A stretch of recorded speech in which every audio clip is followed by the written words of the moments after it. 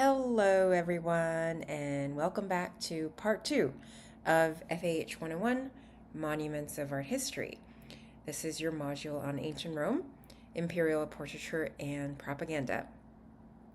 In the second half of your lesson, we will be focusing on a single monument, that is the Gemma Augustea, a carved gem with a rather complex relief sculpture from the Augustan period or from the beginning of Tiberius's reign. Now that we've been acquainted briefly with Roman imperial portraiture, especially in the beginning of the imperial period, we can now proceed to our focus piece for the week. The Gemma Augustea is a large sardonyx cameo carved into a statement of imperial power and dynasty. And it's dated to around the year 15 CE, which is the beginning of Tiberius's reign, but this could also have been made before Augustus's death in 14 CE. And in fact, I think this is the more plausible scenario. Most people think that it was made in the Augustan court. And this would, of course, make the interpretation of the piece a little different, as we will consider shortly. In any case, unlike official public works of art, such as historical reliefs donning architecture, and we've seen quite a bit of these architectural sculpture on the Parthenon during last class, or let's say imperial portraits from part 1 of this lecture.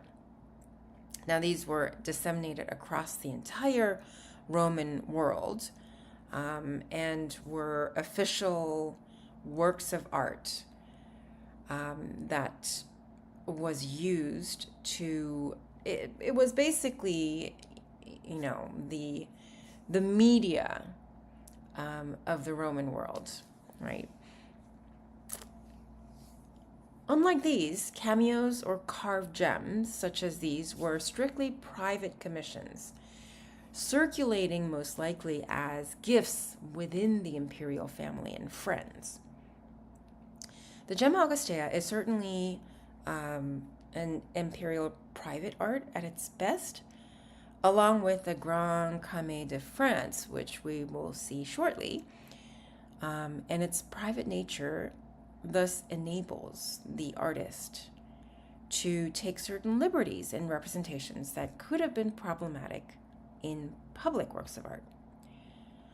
Now, about 20 centimeters wide, this piece is quite large given its medium, and in fact, I would have a hard time spanning its width with my fingers in one hand. These cameos are often cut out of sardonyx, which is onyx layered with sard. And the white part of the onyx is carved in low relief, just as much to reveal the dark layer for the background so as to achieve visual contrast.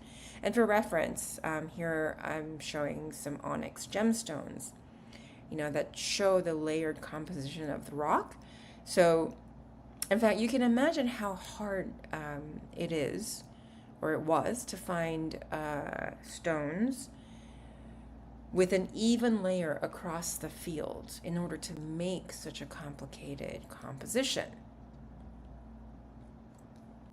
The Gemma Augustea has 2 distinct registers showing a clear hierarchical message. The upper register contains larger figures and a rather stable composition, with the bodies leaning inwards and looking back at the center, which is dominated by 2 of the largest seated figures. Now, these are identified as Augustus and the goddess Roma seated beside him. The lower register, on the other hand, which is smaller in height, shows the defeated barbarians, and Roman soldiers are trying to raise a trophy. Its composition diverging this time away from the center which is somewhat destabilizing and therefore more dynamic. Now let's look at the details of the upper register. There are altogether 8 adult figures represented here, starting with figure 1, as mentioned, identified as the figure of Augustus, the first emperor of Rome. Here is a close-up of his face next to the numismatic portrait of Augustus, or Octavian in this case, that we've seen earlier in part 1. I will leave it up to you to judge whether the identification seems correct. Now, Augustus is seated on a throne with a nude upper torso, holding a scepter in his left hand and an augur's staff in his right, which is a symbol of military high command. This portrait of Augustus is different from his official portraits that we have seen in the first half, since this one is assimilated to Jupiter, a Roman name for Zeus, right? From the fact that his torso is shown in the nude and that he has an eagle at his heel. From last week's class, we have learned that male nudity was the norm for the Greeks, but the Roman portraits invariably represent their human subjects with clothes. And nudity was reserved only for divine and mythological heroes.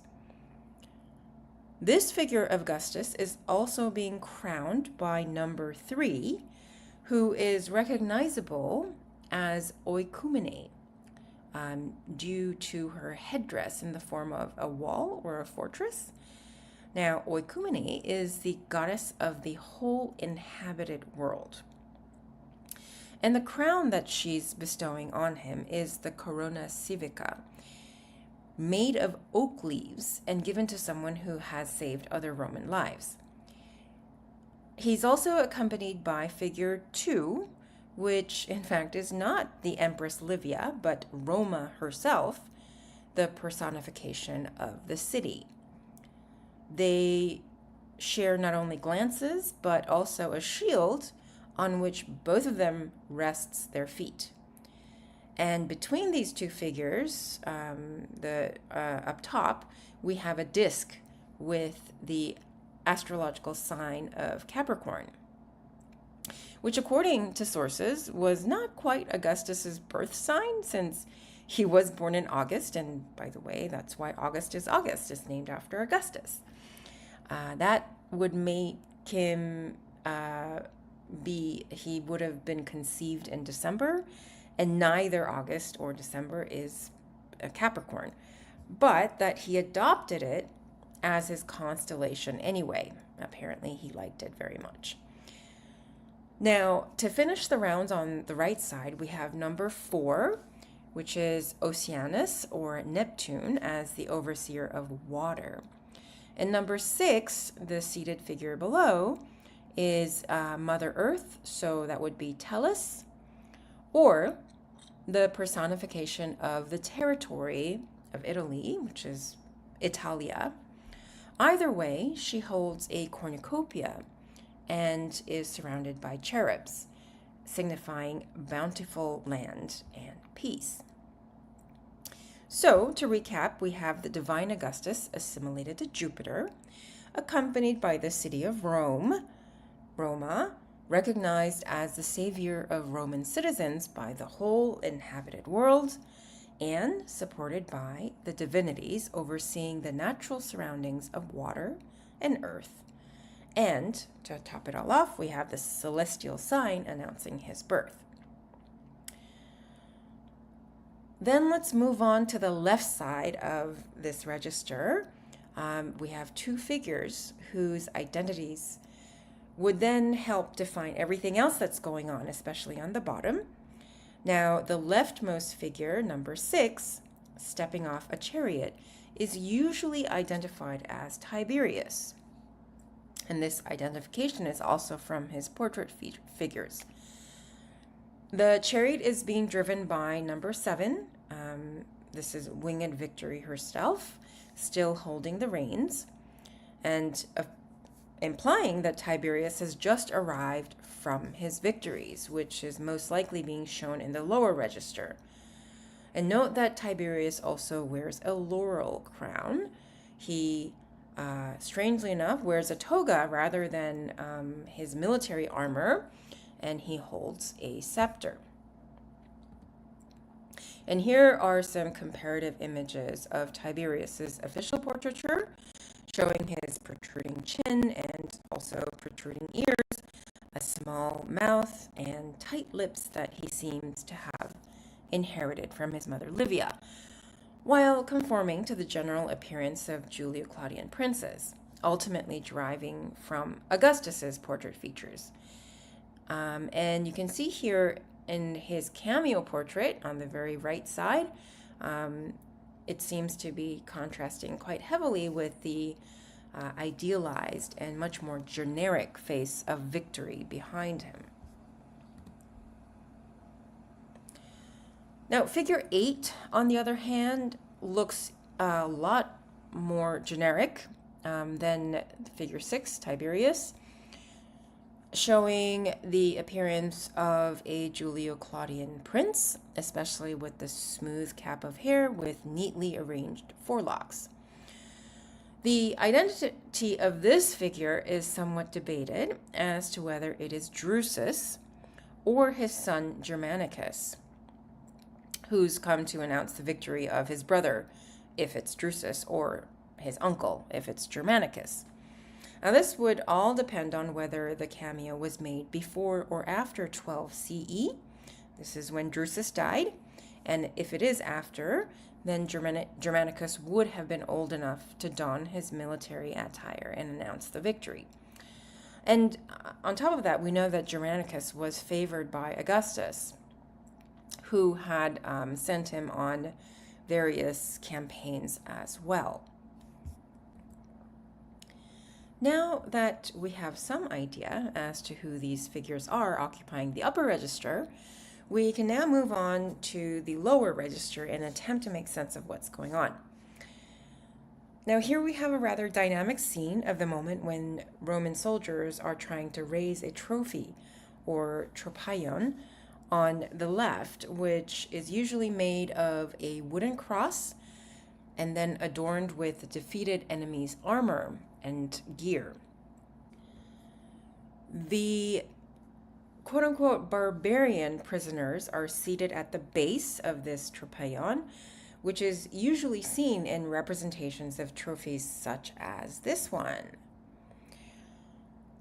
While some people suggest that all of the figures here are anonymous, some also contend that we have identifiable mythological figures, such as the male figure with a billowing cape helping the trophy as Mars, the back-turned figure that you see here on the right as Diana, and to her right, Mercury next to her with his typical hat.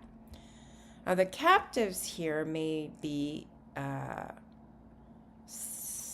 Celtic or Germanic, which would then represent one of the many campaigns that Tiberius waged. And if it were commissioned just after 10 CE, it could also be representing his Dalmatian campaign, which would then make these prisoners of war Illyrians.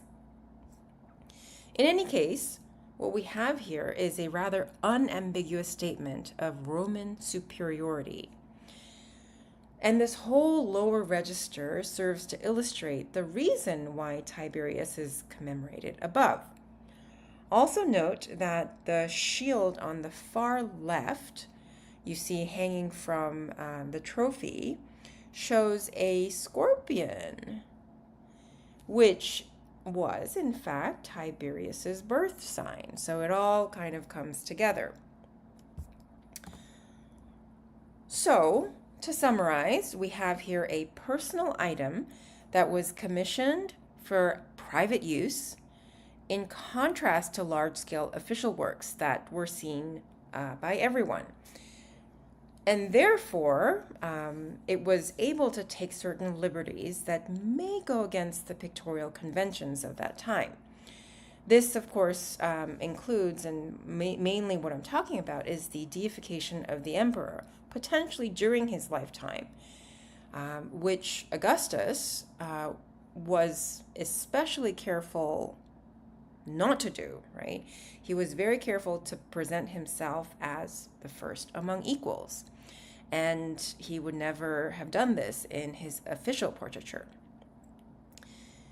These two distinct registers work together to convey a political statement of undeniable power, focusing on the dynastic structure of the new empire and the absolute authority of the emperor, whose alignment with both the city and the natural surroundings under divine providence. Now, these sorts of private artworks in the imperial circle seems to have been not uncommon, because we have another magnificent example that is handed down to us that you see now on the screen. This is the so-called Grand Camée de France. And this one is even bigger than the Gemma Augustea. In fact, this is the biggest gem that survives from antiquity. And the Grand Camée would definitely not fit into my open palm, right? It is about 30 centimeters tall and 26 centimeters wide. Now, this one dates from the Julio-Claudian period, either from Tiberius's reign or Claudius's. Of course, this depends on the identification of the main figures. And unlike the Gemma Augustea, we have here three registers. Although the first and second register are not formally delineated, they still are very distinct in terms of, the conception of space. And these three registers were in a hierarchical manner similar to what we've seen on the Gemma Augustea. Now, the top register with these hovering figures undoubtedly shows the deified Augustus, right? And the figures surrounding him, various, other figures that, of course, their identification is a little uncertain. And to this, deified Augustus, any of the later Julio-Claudian emperors were quite eager to establish their dynastic lineage. When we come down to the main register, the seated figure holding the scepter is identified as usually Tiberius accompanied by his mother Livia, or as the emperor Claudius with his wife Agrippina the Younger. Now, depending on which identification it is, the subsidiary figures will then be identified as Germanicus, Tiberius's designated heir, or Nero, who was Agrippina's son. Now, either way, we have here again the iconography of captive barbarians on the lower register, which signals the power of Rome and everything that the empire is built upon. The so-called Roman peace, or Pax Romana, that is the result of aggressive military action and war. Talking about Pax Romana, this famous precinct, which is called the Arapacis Augustae, or the altar to Augustan peace, was built after Augustus came back from his campaigns in France and Spain. But we should remember also that Augustus ascended to power after a messy period of civil war. And he managed to establish a stable rule as the first emperor of Rome. And as I mentioned, the notion of Roman peace is a very particular one. It's a concept that implies that the resulting peace is a product of war, achieved by military subjugation and victory. While the Arapacis is very complex, it's a complex monument with a sculptural program that harkens back to both the foundation of Rome and celebrates Augustus's reign and his social programs. What I want to draw your attention to, the single most important thing for this context is the way in which Augustus portrays himself in official art such as this. Along the flank walls, we have a representation of a historical procession that supposedly happened on the day that the structure was dedicated in 9 BCE, and this day was in fact the birthday of his wife Livia, whereby all the members of the imperial family are visible, including women and children, and these are identifiable through their portrait heads. Now, at the very left, we have Augustus's son-in-law, Agrippa, right? He's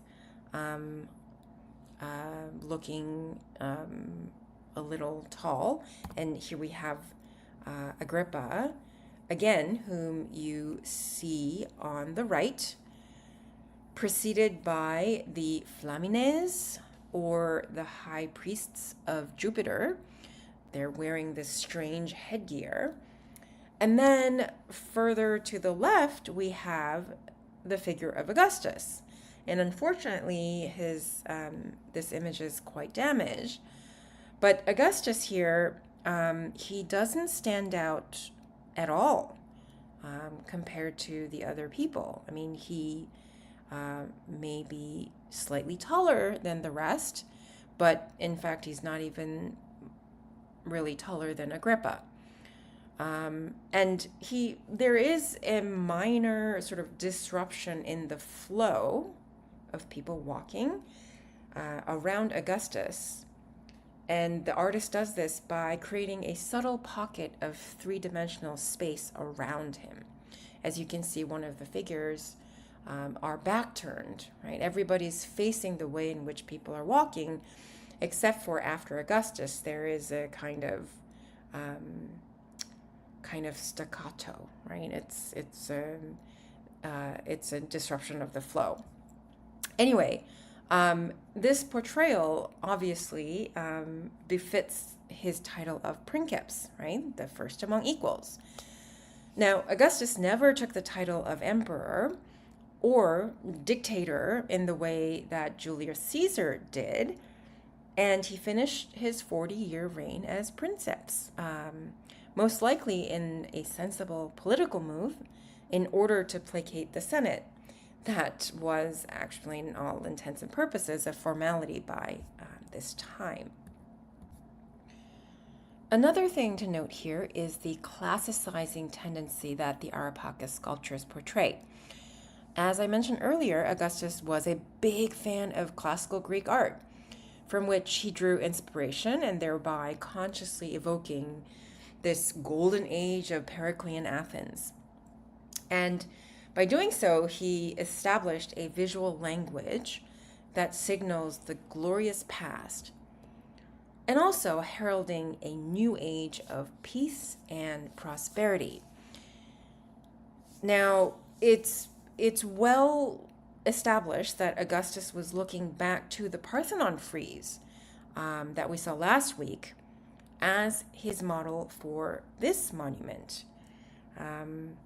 The Parthenon frieze, of course, is the one that depicts a religious procession in honor of the goddess Athena.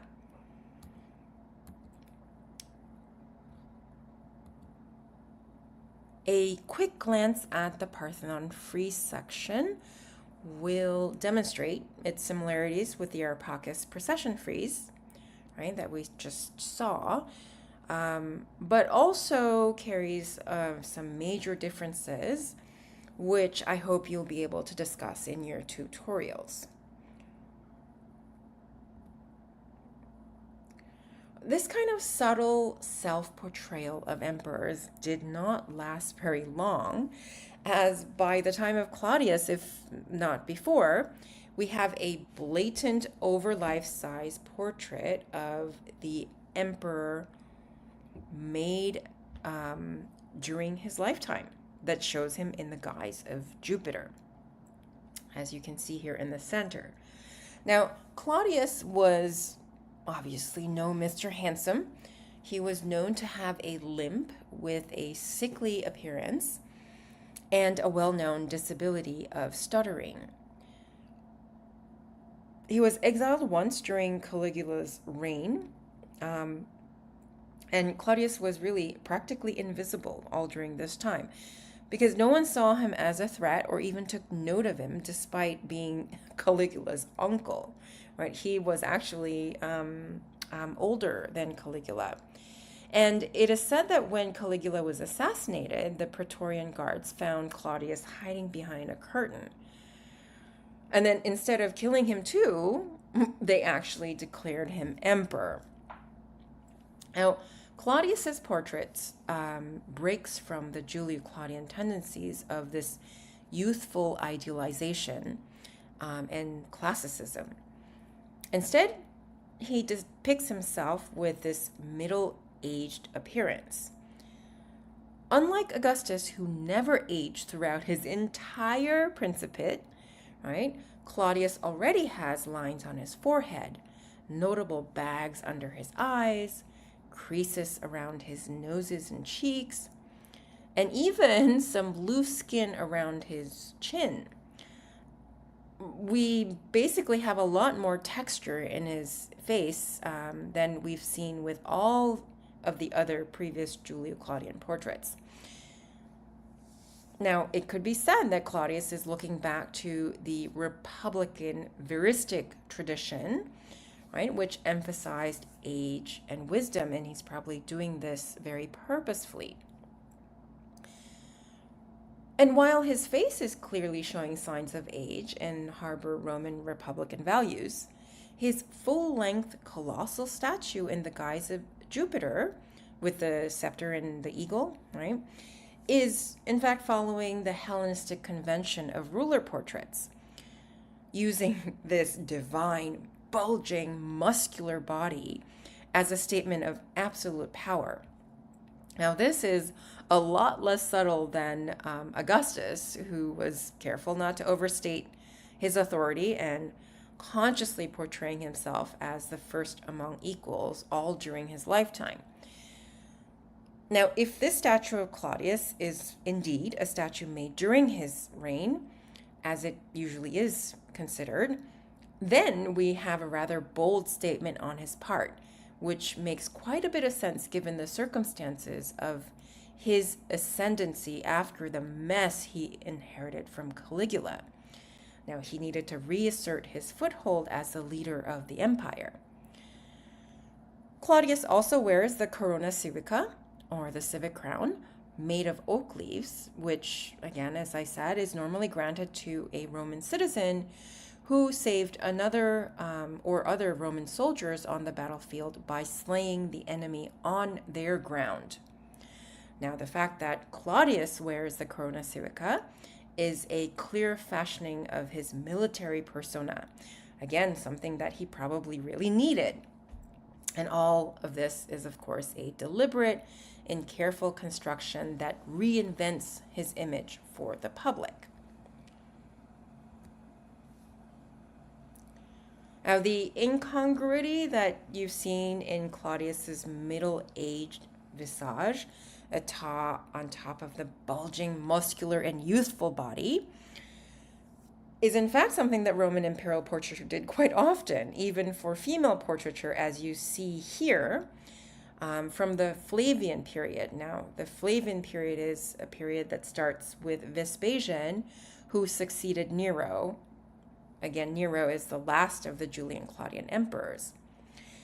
Now, this odd pastiche of a severe and matronly and mature face that's set upon a smooth, voluptuous, divine, and sexy nude body may look rather jarring to most of you, if not straight out ludicrous. Now, the body, in fact, is taken straight from one of the later variants of the nude Aphrodite that has its origin in the 4th century BCE from the Greek world, that was done by Praxiteles. You'll notice that she has this very distinct gesture, which is called the pudica gesture, supposedly a sign of modesty. She's definitely being aware of the sexualized gaze. and hiding, but at the same time also drawing attention to her reproductive organs. The portrait head was long believed to be that of Marcia Furnilla, who was the second wife of Titus before he became emperor. But it could also be an unidentified wealthy Roman matron. As it turns out, Roman portraiture saw the face and the body as kind of a separate entity. We've talked about this with in the first half of the video, where we saw that the head and the body is carved separately. The head is inserted into the body. Now, different heads can be inserted into the same body. And, we thought about that as a kind of practical thing, right? Where you can reuse some of the elements, or different artists can be working at the same time in different parts. But that in itself kind of works well with this notion, right? That conceptually, too, the face and the body are kind of separate. The body is really then like a costume that symbolizes their stature or embodies values, like in this case, beauty and fertility, right? She is likened to the goddess Venus, while the personal identity of that person, right, is conveyed through purely the facial likeness and even signs of age, which carries notions of privilege and authority. Now, if you think this sort of pastiche is strange, just consider the world that we live in currently, dealing with issues of facial identification being manipulated so thoroughly, seamlessly, and easily that we now can't be certain what we see on the screen is even true. Now, the Flavian Venus portraits really have nothing on the deep fakes that are being circulated nowadays. And we have to wonder what might be the significance or value then of portraiture moving forward in the age of generative AI. And with this, I will conclude our lecture and wish you a happy and productive week. Thank you for listening.